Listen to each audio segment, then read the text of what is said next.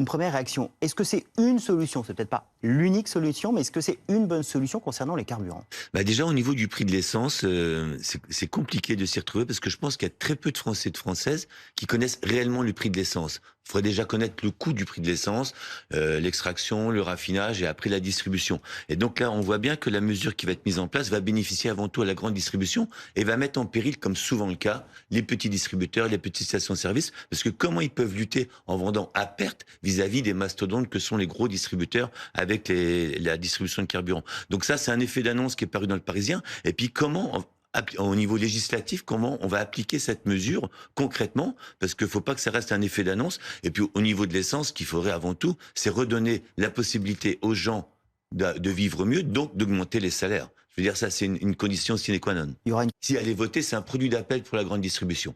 Eux, ils vont vendre à perte pour attirer des consommateurs. Est-ce que ça veut dire que vous ne la votez pas? Mais ça veut, il faut poser le problème. Ça veut dire aussi que les petites stations-service, qui bien souvent restent peut-être le seul commerce qui va rester dans les ruralités, je dis bien dans les ruralités, risquent de fermer. Et bien souvent, les stations-service, on ne vend pas que de l'essence, on fait des pisseries, on vend du charbon de bois. Si, ça met en péril aussi tout notre tissu, ce qu'on appelle l'aménagement du territoire vis-à-vis des petites communes. Parce que derrière le prix de l'essence se cache aussi une présence humaine dans les ruralités. Donc il faut regarder, là, vous me posez la question, est-ce que je vais voter? Il faut déjà regarder le texte, il faut déjà analyser tout ça et les conséquences qu'il va y avoir pour justement les petits commerces et la grande distribution. Moi, ce que je demande, c'est qu'on taxe les super profits dans ce pays. Je veux dire, et qu'on redistribue l'argent en augmentant les salaires.